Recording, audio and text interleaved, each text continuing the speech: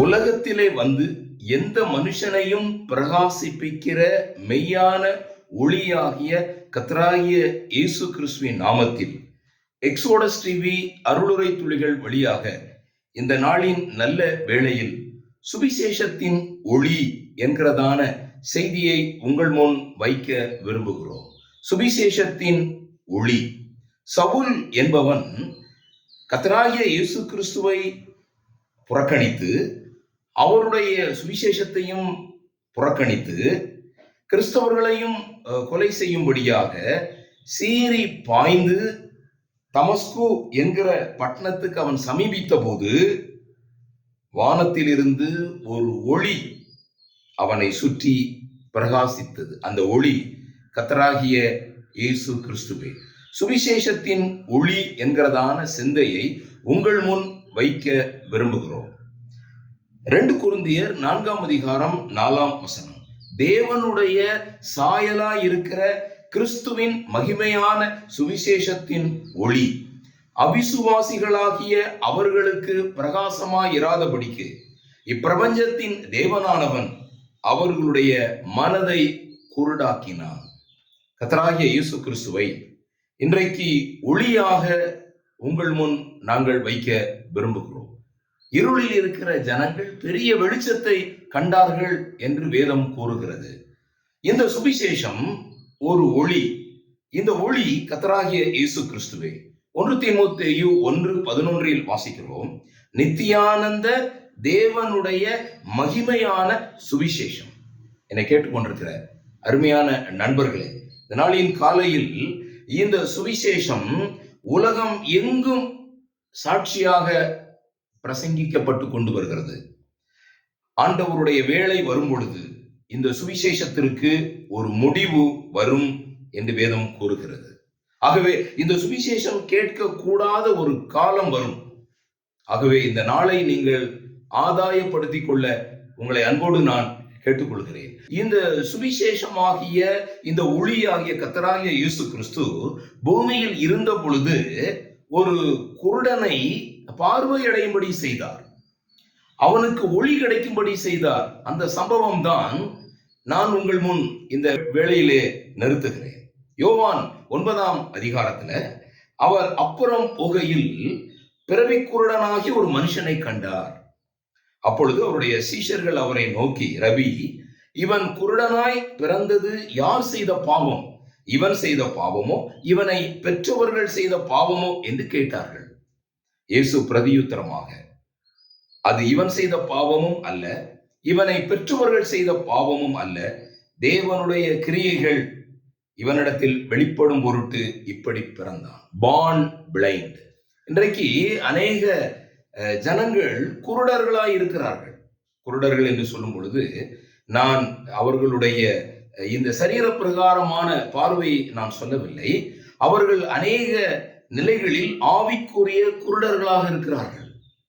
ஆகவே அவர்களுடைய வாழ்க்கையில் அவர்கள் ஒருவேளை நான் செய்த பாவமோ அல்லது பெற்றோர்கள் செய்த பாவமோ என்று குழப்பத்தில் இருக்கலாம். ஆனால் வேதம் சொல்லுகிறது, தேவனுடைய மகிமை உங்களிடத்தில் விளங்கப்படும் பொருட்டு நீங்கள் குருடராய் பிறக்கிறீர்கள். வேதம் சொல்லுகிறது, நான் பாவத்திலே பிறந்தேன், என்னுடைய தாய் என்னை பாவத்தில் கர்ப்பம் தரித்தாள். Born blind. இன்றைக்கு ஒருவேளை இந்த சுவிசேஷமாகிய ஒளி உங்களிடத்தில் பிரவேசிக்க கூடாதபடிக்கு உங்களுடைய மனக்கண்கள் குருடாக்கப்பட்டிருக்கிறதா? இந்த செய்தியை சற்று கவனியுங்கள்.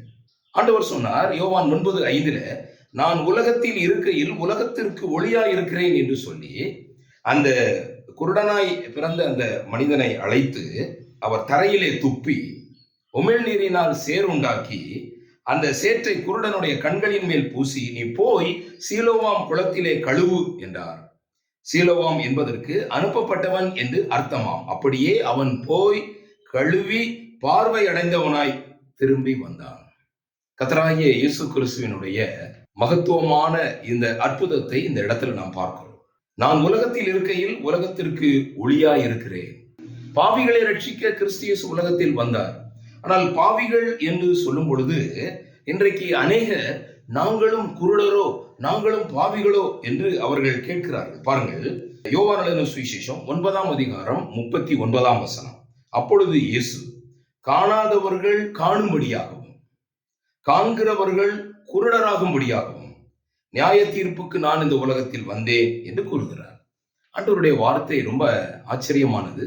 அது மனிதர்களுடைய இருதயத்திலே அது சரியான வேளைகளிலே அது புகுந்து அவருடைய மனதை திருப்புகிற வார்த்தைகளாக இருக்கிறது. இயேசு கிறிஸ்து சொல்லுகிறார், காணாதவர்கள் காணும்படியாக. அநேகர் உண்மையிலேயே நான் பாவி என்று அறிக்கை செய்கிறார்கள், ஒத்துக்கொள்கிறார்கள். அவர்கள் பார்வை அடையும்படியாக மாத்திரமல்ல, காண்கிறவர்கள், நான் இன்றைக்கு காண்கிறேன், என்னிடத்தில் எந்த அநீதியும் இல்லை, நான் தேவனுடைய மனிதன் என்றெல்லாம் சொல்லி, இன்றைக்கு நான் கடவுளை தேடுகிறேன் என்றெல்லாம் சொல்லி உண்மையான ரட்சிப்பை பெறாதவர்கள் அவர்கள் குருடர் ஆவார்கள். இது ஒரு நியாய தீர்ப்பு. இந்த நியாய தீர்ப்புக்காகத்தான் நான் இந்த உலகத்திலே வந்தேன் என்று அவர் கூறுகிறார்.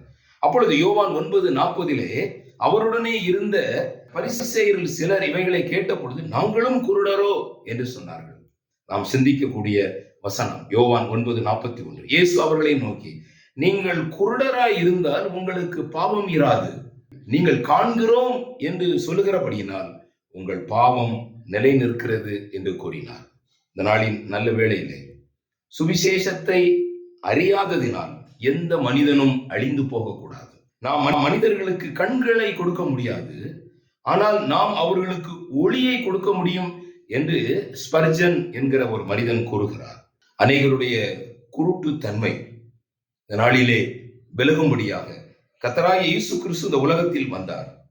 கர்த்தராகிய இயேசு கிறிஸ்து பூமியில் வந்த பொழுது வேதம் கூறுகிறது, நான் உலகத்திற்கு ஒளியாயிருக்கிறேன், அவரிடத்தில் ஒரு பாவமும் இல்லை என்று வேதம் கூறுகிறது. 1 யோவான் 1ஆம் அதிகாரம் 5ஆம் வசனம். தேவன் ஒளியாயிருக்கிறார், அவரில் எவ்வளவேனும் இருள் இல்லை.